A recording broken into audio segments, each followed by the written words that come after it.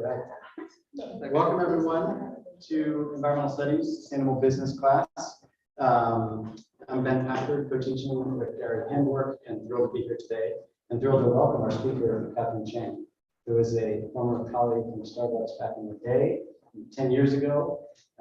You left before I left. I did. Yeah. But Katherine most recently was the head of global community impact at Expedia.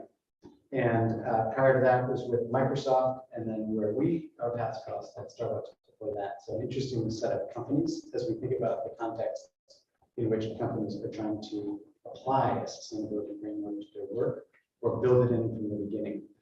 So lots of different stories that we hope we can hear today. You are a double husky, if I understand correctly. She's got her MBA from Foster and American Ethnic Studies in poli-sci. You're also, hope we can tell stories about this, but I have to say it because it's on your LinkedIn profile anyway. She's an advanced associate for the White House, which means in the last 3 months you've been in Europe and in this city with the president, if I'm not mistaken.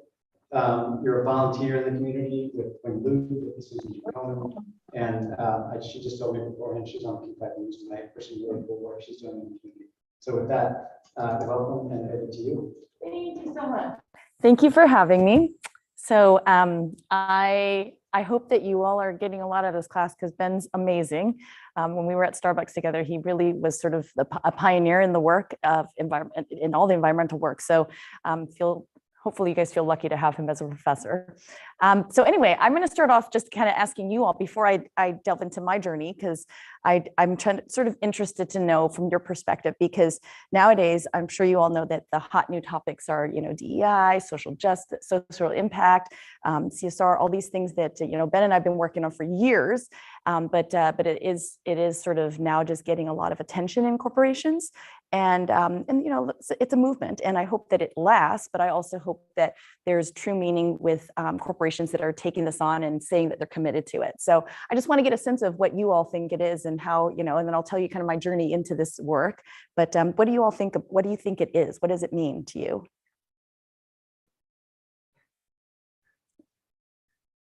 Anybody want to start? Yeah. Are you talking about CSRs and ESGs or just kind of the topic in general? Yeah, ESG is sort of a newer term that kind of encompasses all of it. And, when we were starting, I think that they were very siloed. It was CSR, and then it kind of morphed into, social impact and social justice. And of course, environmental is always there. But now I think, from a financial standpoint, from a Wall Street perspective, ESG is the term. But it's kind of all encompassing, I think. Yeah. Yeah. Yep. I think it's more of a movement behind the thought that businesses weren't necessarily thinking about all the impact they were making, and that they could be thinking more about the whole process as a whole and how they might be leaving certain individuals, ecosystems, the society in general behind, maybe like increasing the wealth of everything. Yeah, great. Anybody else? Well, I think a lot of the ESG, CSR, the little acronyms, is that the right word, don't really hold a lot of meaning. I feel like it gets kind of just thrown out all over the place. And so I think, but when I think about what it should be, actual tangible steps so that you're doing more good than harm in terms of your business plan and accounting for externalities such as the environment and harms to people. Great. I'll come back to that because I think that there's a good point there. Yes.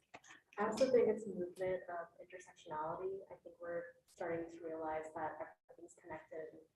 I mean, now we're talking a lot more about climate change, but also realizing that a lot of our social justice movements really feed into climate change, and starting to make those connections is also important because businesses are realizing that they need experts and not just one field, but someone who can look at this from a holistic perspective. And so I think one of our last speakers kind of talked about that, of how we have all these DEI positions, but nothing's really being done yet. So I think that's another challenge that we're starting to kind of face. Mm-hmm. Yep, exactly. I kind of think it's just sort of all encompassing of sustainability in general, in that it's a community moving together forward as a community, because you can't really do sustainability any other way. Right. Anybody else? I think it's just kind of like a really interesting sort of societal shift towards consumers having always been told that like they are the ones who have the power to control businesses in a sense. And I feel like now people are finally starting to realize that like people and their platforms have power and find extensions to businesses because they have a platform. And so now, especially with like COVID and all of like the BLM stuff that's been going on, I feel like people are finally like turning towards businesses that they interact with every day and are saying, all right, well, what do you think about it? And that's kind of where we're seeing all of this come from. Well, God, you're doing a good job because I think that this is exactly this is exactly, I think, the point is that in the past, it was very much a government responsibility, and then it became a corporate responsibility. And now I think, I mean, I personally think it's a trifecta. I think that it's sort of a tripod, actually. It's like, you know, holding up what that actually means, because consumer responsibility is really important. But consumers can't really do anything if they are not educated and and are not given the tools and the resources. And when I say that, I mean, you know, companies are the ones putting together products and services. They have to be able to give consumers the choice to make the decisions that they can use to make a difference. So I think you guys are right on. But I also think that in terms of you know, the field, going into this field, you know, this field is pretty vast and it's broad, and you know what you're talking about in terms of all these acronyms, they don't really mean anything if there isn't some substance behind it. And so I think that, you know, the frustration that I have, and this is a personal opinion, is that so many companies now are, you know, a lot of them are checking the box. A lot of them are like, oh, we've got to get on this bandwagon. And I think that for you all, that, you know, in the interest in learning about this, but also as you go into the workforce, really identifying companies that are doing things that are in the right way. Because, you know, yes, they have a lot of DEI, you know, there's a lot of DEI things, there's, you know, positions that are coming up, but, you know, who's behind them? How are they actually playing it out? In my mind, the companies, they have a responsibility and an opportunity, because as a company, you have a platform, you have products and services that you can put out there, but you also have the ability to make change. So let's take, for instance, social justice. You know, a lot of companies are now anti-racist. And, you know, what does that mean though? What does it mean to be anti-racist? Is it just having policies and saying that you are, or is it really looking at your products and services and seeing how your, the way that you do business and the type of business and the issues that, and the area that you actually impact, how do you actually, you know, turn those into things that are anti-racist, right? Reaching a different population of people, you know, providing, you know, if you're looking at the environmental front, I mean, there's a huge opportunity there, because I think that a lot of companies are also doing offsets, which, you know, there's a lot of controversy over offsets, but I actually think that it's not a bad thing, because as long as you're doing it in as a complement to other things, you know, you can do offsets in urban areas. You can do these things in the areas that you're trying to impact in other spaces. So I think that it's a very interesting thing. And this is where I think I'll get into sort of my background, because, you know, I have a diverse background coming into this work. I started out in government, so I have the government relations background. I went into PR and communications, which you need to be able to communicate out what you're doing. You need to actually be able to you know, not just communicate internally so that you can influence and have movement within, but you also have to be able to communicate externally, because you want to get a message out and have people understand what it is you're doing, the purpose.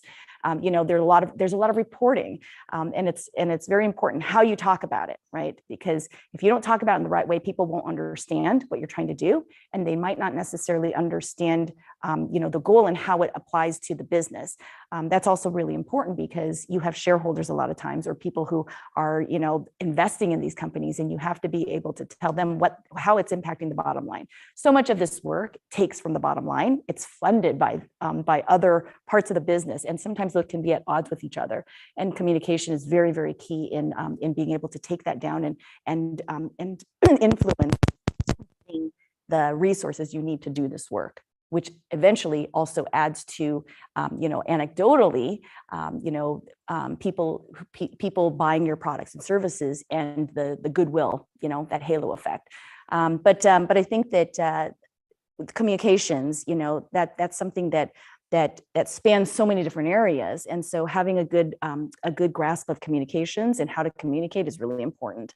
I also then have had the opportunity to go into strategy.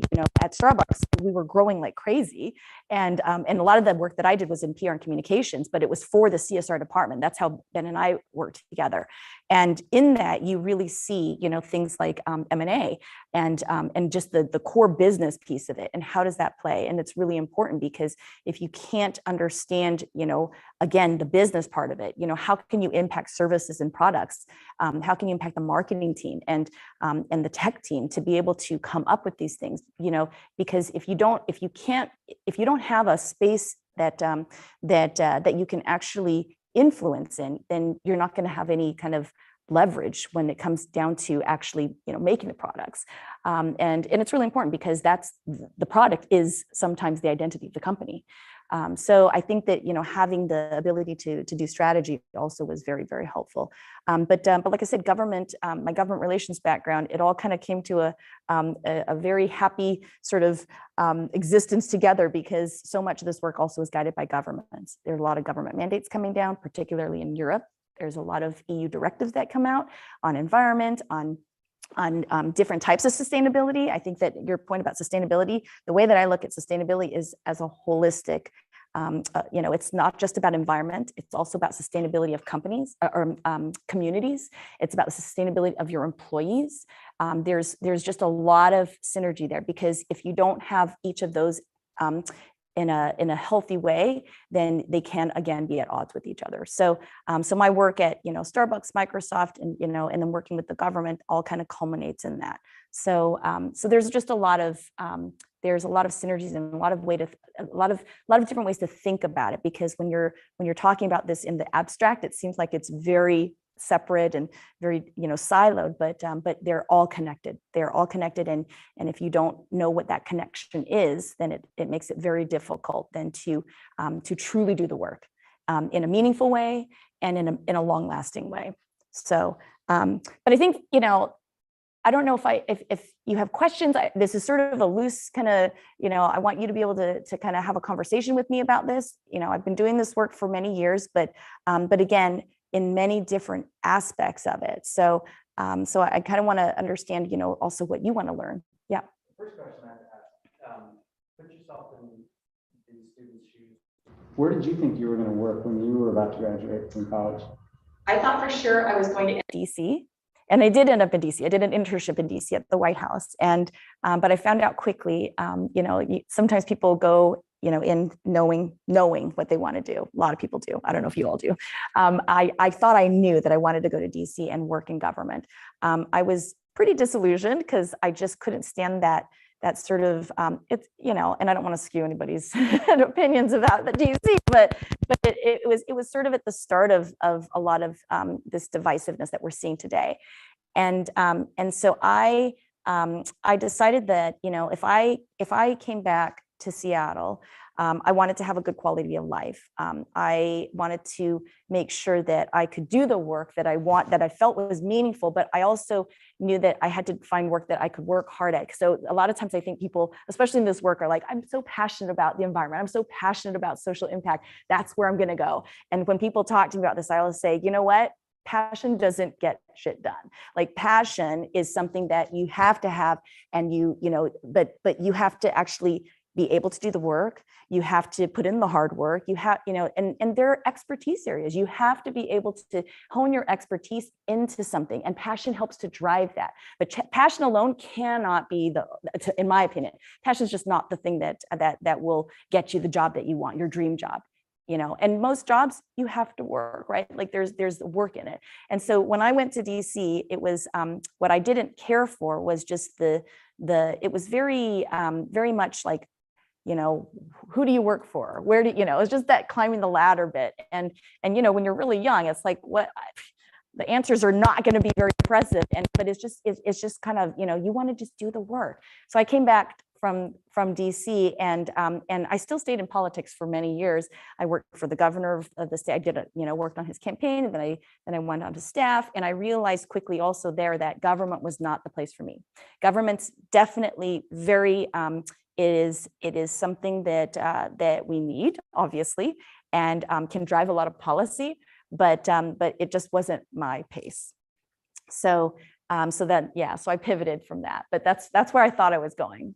All right, so from there, all the way to and your comment about the importance of communications and language, if I'm not mistaken, Expedia talked a lot about this work as social impact, right? How did you define that, and why did you choose social impact versus CSR or sustainability, or and was it informed by what you thought customers, and how did you all make that choice? So so I was lucky because I formed the whole program at Expedia, so it was my choice. And initially it was CSR, but I realized that CSR, corporate social responsibility, it is something in my mind that really puts the onus on the company. And so I wanted to look at, it's not just the, corporate social responsibility almost to me is like, you have to do it. Well, I don't want to work for a company that has to do something. I want to work for a company that does it because it's part of their DNA, that it's part of how they actually think about things. And so I shifted it and had it talk, and the name change, in some cases is not a big deal, but for me it was a big deal to say that I was part of a global and social impact team, because there was actually action, right? You could actually see it that we were going to drive some change. Whereas CSR, I think that that it became so overused. When I was at Starbucks, it was a newer term. We were defining it. But then people started to kind of pile on, and everybody would just kind of tag on the CSR, kind of like nowadays they're doing DEI, social impact. So it's kind of, things morph, but who cares about what the title is, right? You want to make sure that you're doing the work. But in that case, I did change the title because it was about actually doing impactful work. And particularly in travel, travel gets a bad rap because obviously, as a company that sells travel, the better the company does, the bigger the footprint on the world is. And so it's an internal conflict doing this work. You want to make sure that it's that what you're doing, it serves the purpose. Again, of course, I'm not going to lie. I mean, it was a job. I need, it paid me well. I was able to do a lot of things, but so sometimes, like I said, there's this conflict. Well, when you're young and you need to pay your bills, the conflict sometimes goes out the window. So I hear a lot of times about that.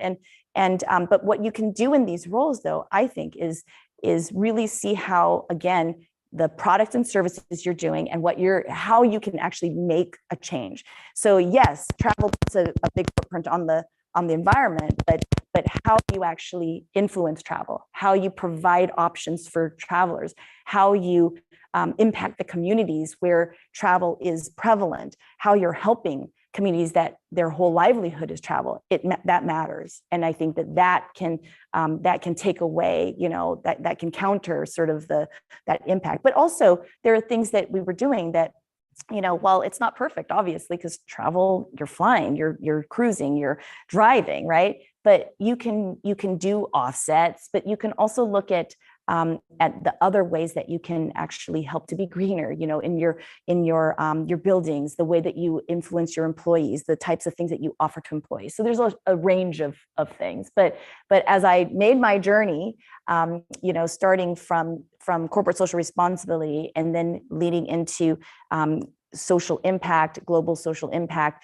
and then again with the government type of things, it's really important because partnerships, when you actually realize that you can impact policy. Ben, I don't know if you remember when Starbucks first started the menu items. I was on that team that there was a whole movement to put caloric content. You guys are, I think, maybe too young for this, but calorie count on the Starbucks menus. And there was a big discussion internally about consumers aren't going to like that. If someone sees how many calories are in a Frappuccino, they're not going to buy it. And I'm looking around going, I don't know anybody who looks at calorie content and says, gosh, I'm not going to buy that because of that. They might think about it for a minute, but if it's there constantly, and this is the thing about the communication, we had to go and pitch this to the leadership team. And I was working on the team that did that. And and it was no different, in terms of like, consumers are really funny because you want what you want. And most of the time, those things are not going to matter. And the same thing is like, in terms of travel, if you put down, the footprint that you're making, some people go, oh gosh, that's pretty bad. But is that going to make you stop buying your ticket to Paris? I don't think so, right? You want what you want. But if you do that and give options for how to mitigate it, right? When we were at Starbucks and the menu thing came, one of the things I kind of pitched was, if we don't do this, it doesn't matter whether we want to do it or not. There's a mandate coming, and there's going to be a government mandate on this. And then if we're not at the forefront leading how it shows up on the menu, we're going to be told how to do it. So do you want to lead the effort and help to drive the policy, or do you want to follow a policy that's being driven by somebody else? And so I think that the same thing with travel. We were able to actually get the caloric content on there, and it didn't really make a difference. People still bought those frappuccinos. I mean, did you see last summer, the summer before, those unicorn frappuccinos?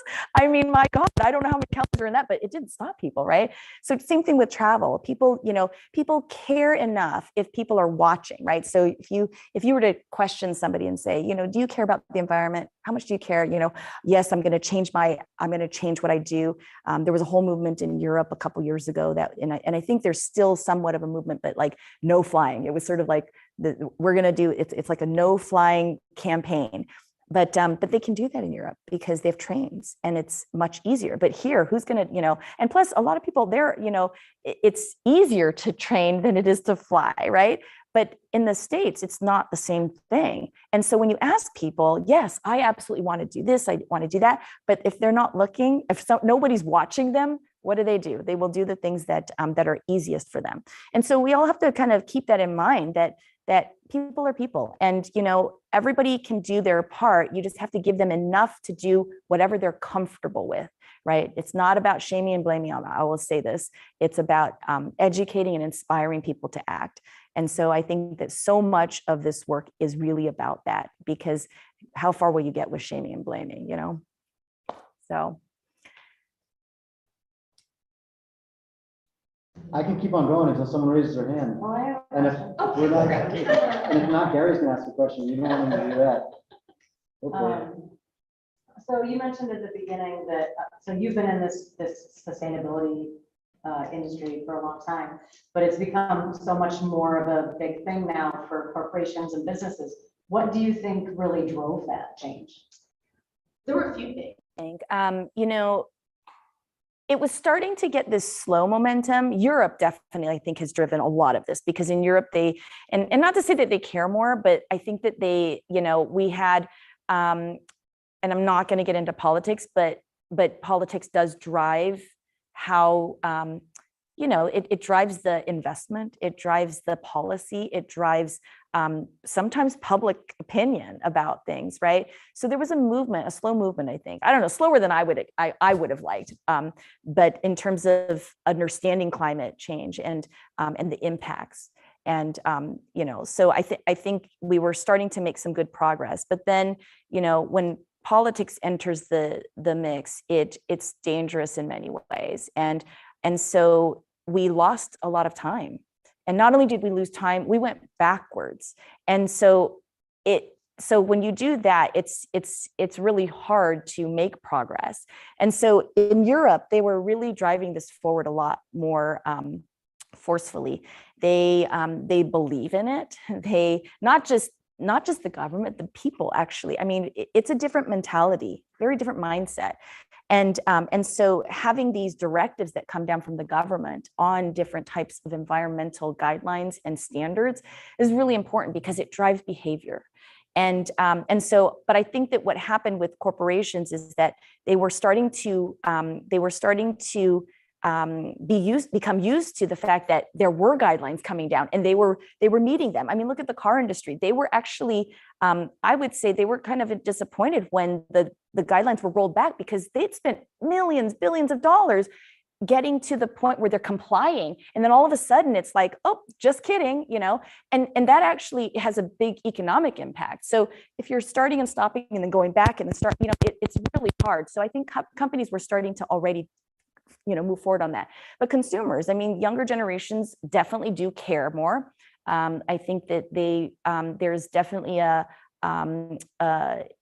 it's more in the curriculum, it's more talked about, it's sort of more accepted than when, back 20 years ago, it was sort of like, oh, that's a nice thought, but, do we really know the science? I mean, that's always, do we really know the science? We know the science. And so I think the next generations are seeing that there is science behind it. So I think corporations, it was sort of this culmination of all these things. But then I think things like the racial inequities and all of these movements that happened during COVID. COVID literally blew the top off of so many things and revealed to us the truths of climate change, the truths of injustice, the truths of all these things that companies kind of just had as a side, like, oh, check the box, little topical there, but they couldn't do that anymore. And so the commitment had to be stronger, the policies had to be stronger, and ultimately what they were putting out, the output had to be real. So not to say that all companies are getting it right. I think that, but the problem is that we are kind of in the society where we don't give grace to people.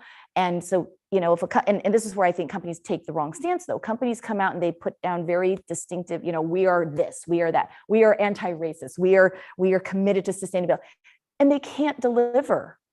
And it's okay to say, we're on this journey and we're going to do our best to make it happen and have the conversations and keep chipping away at it. But when you make definitive statements, you're only setting yourself up to fail.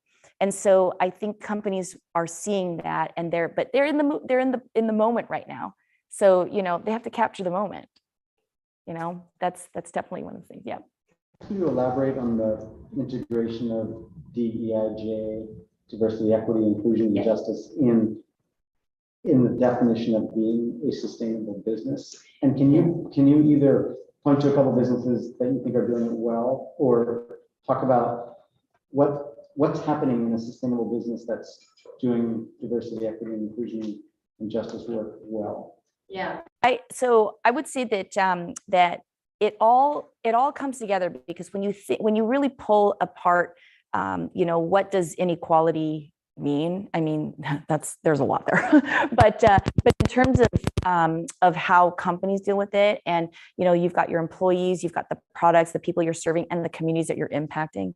And I think that in the past, there was not the lens of, in my mind, companies need to look at through the lens of inequity, and it's not sort of an area that you just go to and say, hey, can you check to make sure that we're doing it right? It has to be ingrained, because if you're not thinking about it from the very beginning of whatever it is that you're coming up with, a campaign, a product, a service, then you're not thinking about how it impacts all throughout the chain, whether it's supply chain or just community, or how it's coming out. So I think that in the way that I like to think about it is that you can't get away from it. You cannot get away from thinking about it through the DEIJ lens, because if you do have that lens, you will always keep in mind who you're serving.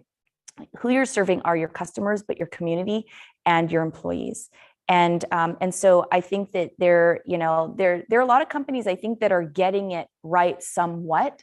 I don't know that anybody has gotten it right completely, because there are many different facets, right? You've got your employees, like I said, you've got your consumers in your community, and there are probably other stakeholders in there as well. But I don't think anybody's doing it perfectly, but that's okay. That's what I'm saying, is that it's a journey.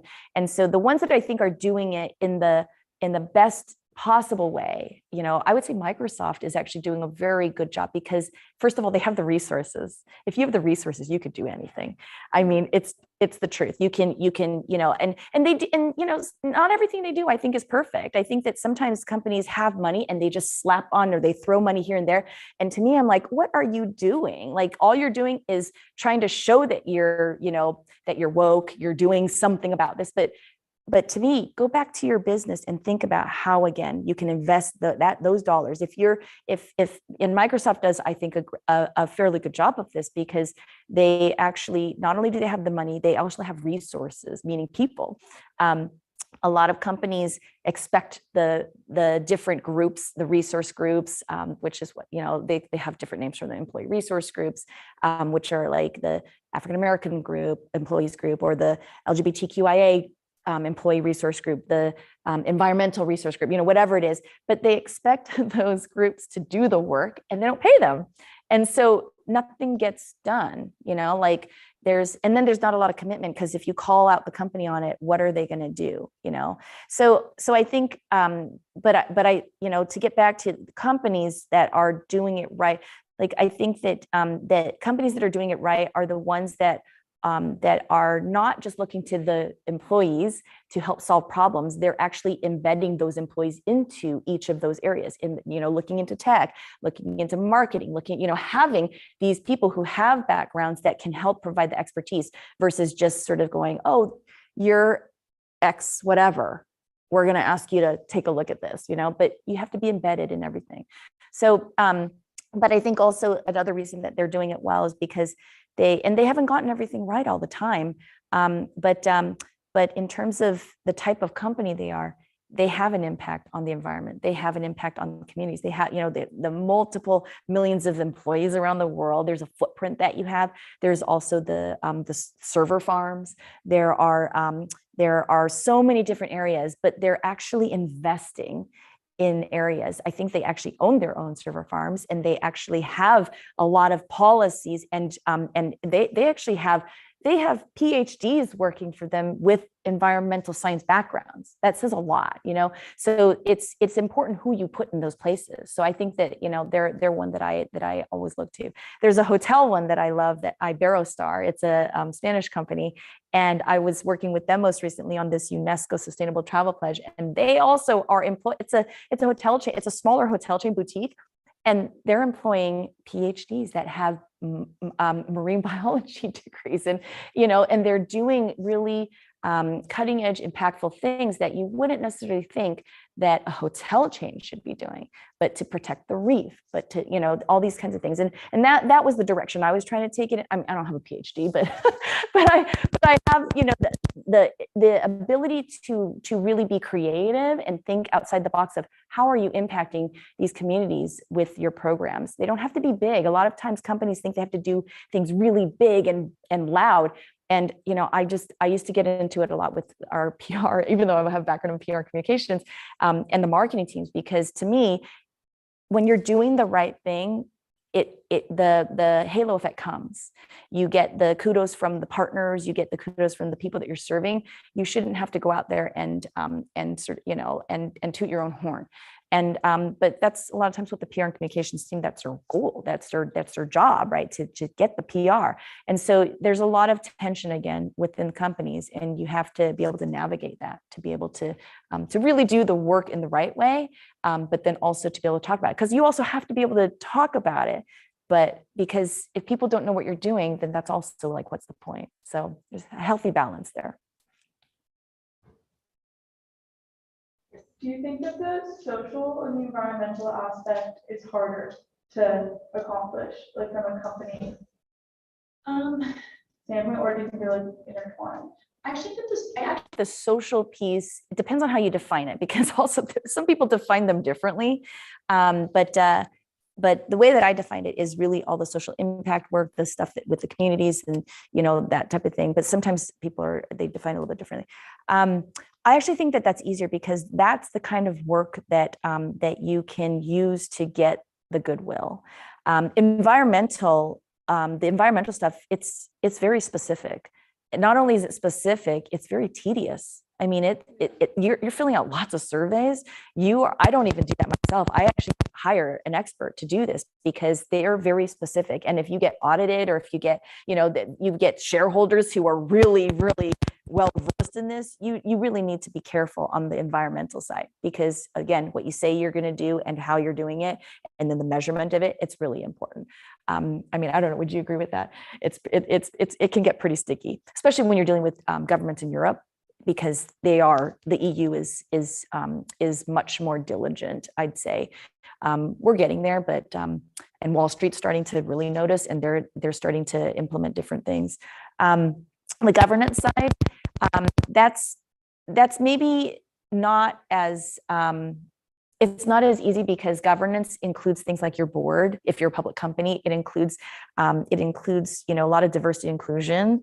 It's very difficult for company, you know, you can't just, you know, you could hire and appoint people, but they have to have certain backgrounds. And so there's a lot of scrutiny on this. And I always find it very interesting when I hear companies say, oh, well, we don't have this because there aren't enough women to fill the pipeline. There aren't enough people of color to fill the pipeline. It's like, that is so full of crap, because people don't get into those roles if they're not given the opportunity, right?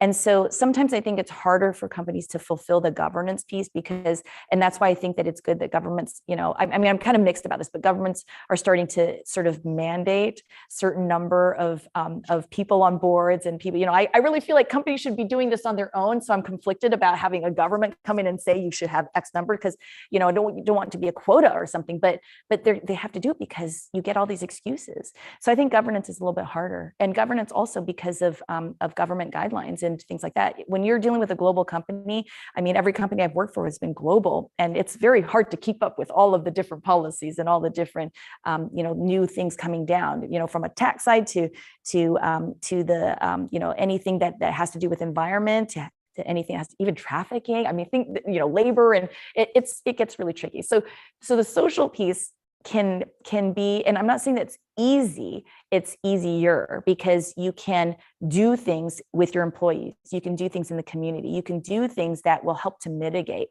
The harder pieces are the ones that are more strategic, which I hope companies are doing. But in the interim, if you're just doing that, you can at least make inroads. And so the S to me is easier. So you mentioned carbon offsets could be a good strategy if it is in addition to other efforts that a company uses for net zero commitments. And so Expedia, they don't sell physical products. And so I was wondering what your stance is on, are they itself, so they have, when you buy tickets, I've never used Expedia before, but so when you buy a ticket, you can like purchase offsets for it. And so do you think that is an actual viable solution for, or do you think like there's more they could be doing within those operations? I always think that there's more to be doing. And in this role, you have, I think, a lot of internal conflict because what you're trying to do in this role is move the company, push the company. And I'm saying the company because I'm no longer with Expedia, and I can only give you, you know, I mean, the same thing happened at Starbucks, the same thing happened at Microsoft. It's, you know, when you're put into a role like that, your job is to push the company. Your job is to give counsel. But the funny thing is that a lot of times the companies don't want to hear the counsel because it's maybe too uncomfortable.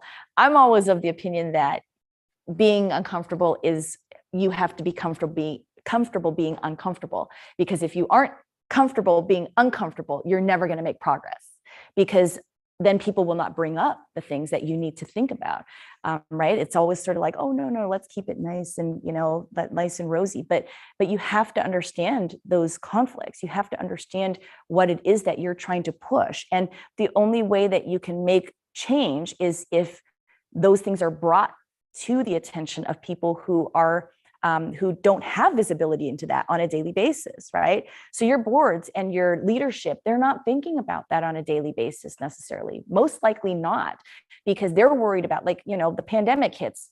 What do? You have to keep the business going. They're worried about all the cancellations they have for travel. They're worried about the buildings, the employees, right? They're worried about so many things. And so for a company like Expedia, I don't think there's ever enough you can do, but I think that it's also, like I said, that's where the responsibility of a company, in my opinion, is to provide as many different types of options. So offsets is one of them, right? But there are as many different options to both internal to choose from as well as external, because everybody is in a different place on that journey of whatever you want to call it, and so whatever, wherever they are, whatever they choose to do, it impacts the business, it impacts the products and services, and it impacts personal choices. So I think that yeah, there's always more, always. But I also don't think that you can, that we, necessarily need to, companies shouldn't get shamed for what they're doing. I wouldn't say for not doing enough, because like I said, they can always be doing enough, more than enough, they're never doing enough. I don't know. But I think that the point is that yes, offsets are an option, but no, they're not the panacea. This topic is incredibly timely and great that you mentioned it, because we read a critique about offsets in the last couple of weeks here, and it was incredibly dense, but it was also incredibly damning of the transaction costs to get offsets right. So, and I know why Expedia would go to offsets, because it didn't have many other levers to pull. Yeah. Right? You can't change the planes, you can't change the airlines, you can't change the hotels. So I get, but did you all have a filter, like how did you qualify? Because the noise in the offset space is that there's so many BS offsets. I'm a fan of some of the strategy on that, because but it's hard. I mean, this is the difficult thing. So in the travel space, because Expedia and other OTAs, that online travel agencies, because they're third-party resellers of travel, it's very difficult to say we're going to decrease our footprint by X, whatever, right? Because airlines can do that, hotels can do that, reducing water usage, reducing gas and consumption, or oil, whatever. But it's difficult. So to me, offsets are kind of this wonky thing where I think that I don't badmouth offsets, because it's a tool that we had that was tangible. But what you're talking about in terms of the fees, who I blame are the providers, and how they've capitalized on this. There are lots of people, lots of organizations making so much money off of being green, being environmental, providing services, and I think they're kind of committing highway robbery and not doing the best types of offsets either. And this is where I think that actually offsets, I'm a fan of offsets that actually tie to the community that you're in. So for instance, if you're all about social justice, I think that offsets can be actually really impactful for those communities, because you can do tree plantings in those communities. You can do things that are, really impacting daily lives of people. So I have mixed feelings about offsets, but I'm not one of those people who are like, oh my God, offsets are so terrible. Like, because it shouldn't be the only strategy, right? You should be.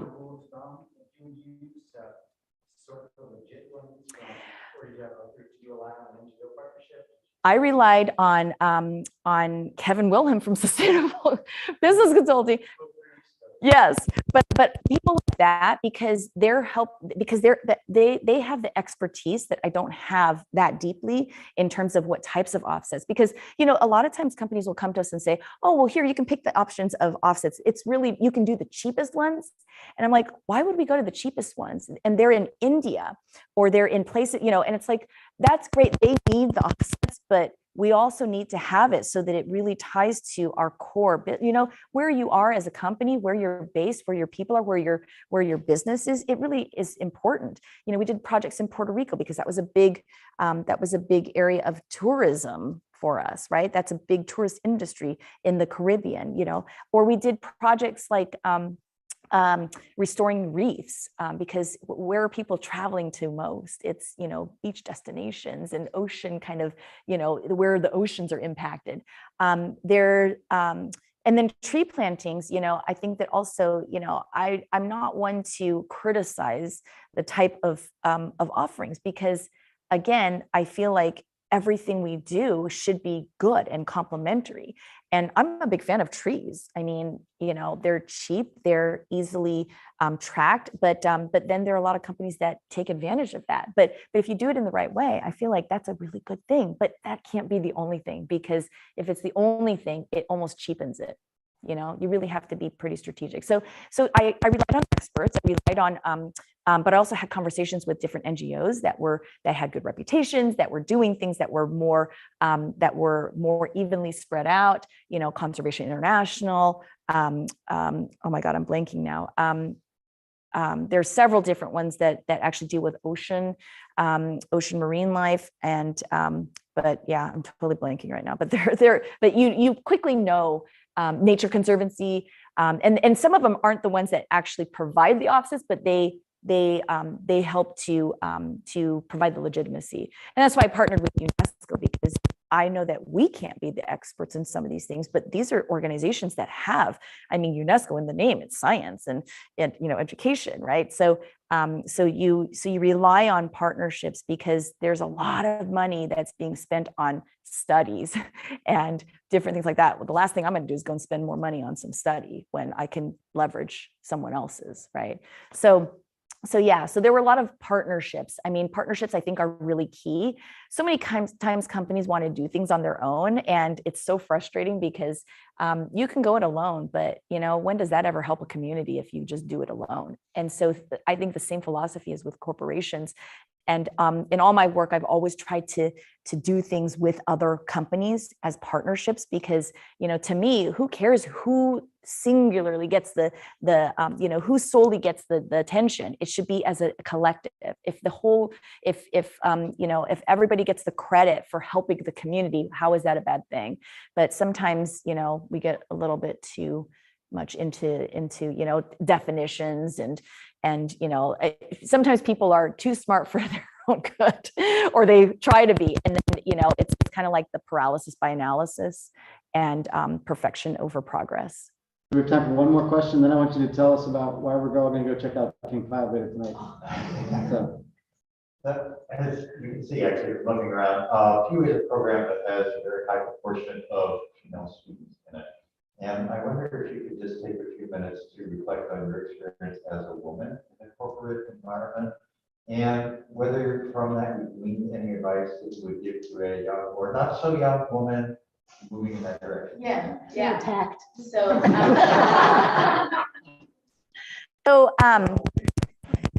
I've always had, from the very beginning of my career, I've seen a lot of sexism and some racism, but then on the flip side, I've always had really good mentors. There were a lot of good people, and you would think that it would be women mentors a lot of times, but it wasn't. A lot in the very beginning of my career, there were several people, especially at Starbucks, that were male mentors to me, and really could.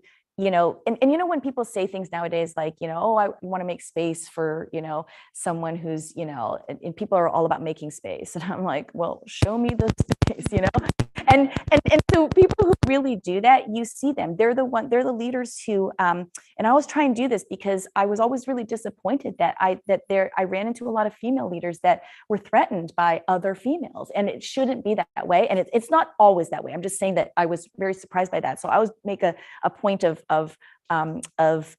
ensuring that when I'm asked to mentor somebody, that I'm not just, talking to them, I'm actually doing things, advocating for them, because advocacy, I think, is a huge deal. Advocacy is what, gets the biases out of their heads, right? Like, people are very apt to stick with who they know, people who look like them, who act like them, who grew up like them. That's human nature. But until you have a connection from someone else, a referral, that changes things. And so I think that that's a really big thing, is having a network, and having a network of people who are willing to speak on your behalf that don't look like you, that aren't always the same as you. So I think, the question about, I did have some great female leaders that also, saw the potential, at many different places throughout my career. So, I was really lucky, because every position I had kind of landed in my lap because someone saw the potential, and someone someone would say, you know what? You need to talk to this person. You need to talk to Katherine, or, and I get random calls, or someone would say to me, you need to go talk to this person and let them know that you need to just talk to them and show them how you are.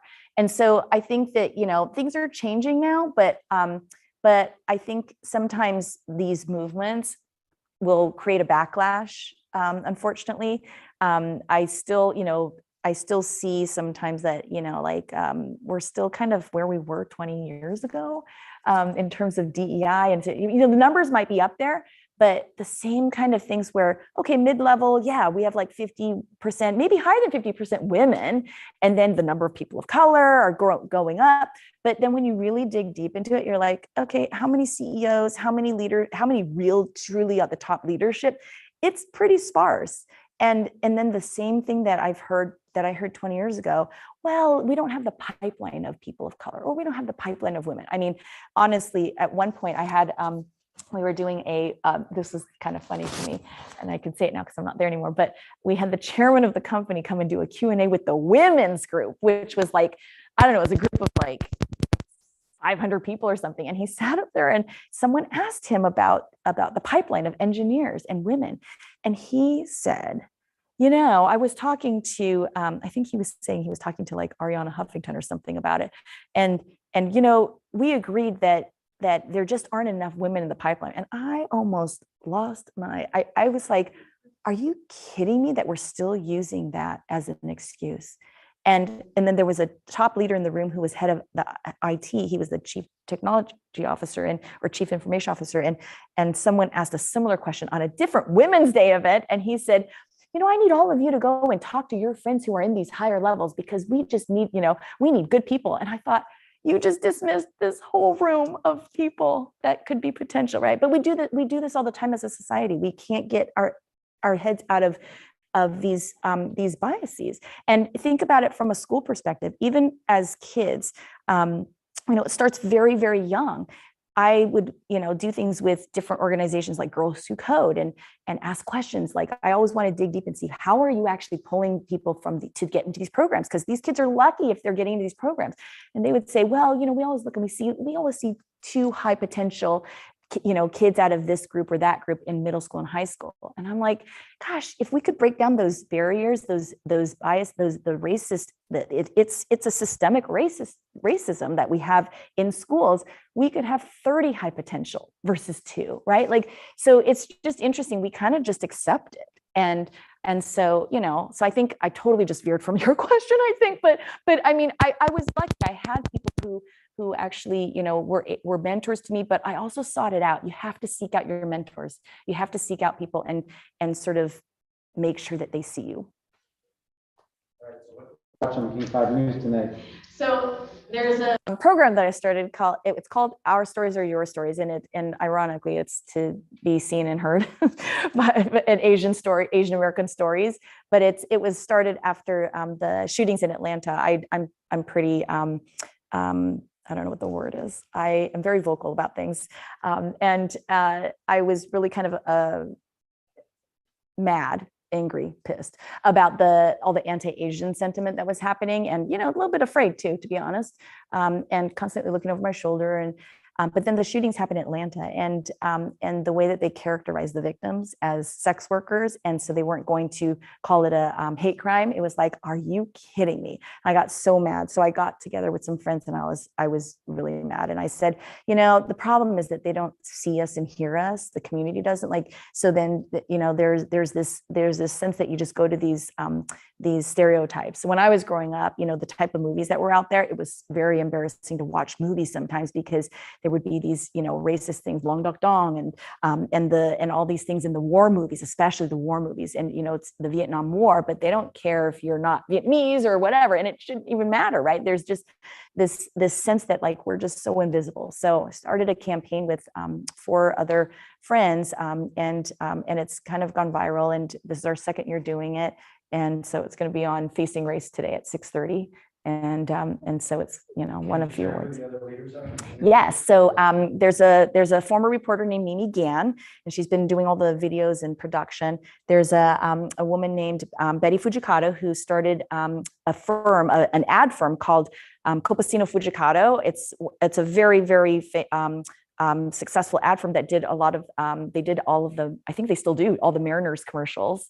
And then in addition to other things, there's not just the Mariners commercials. And then the chief operating officer of the Sounders, Maya Mendoza, and then the vice president of, I think it's community and sustainability at, or I think it's community at the Kraken, Mari Harita. So those are my kick-ass pals. Thank you so much for joining us tonight, and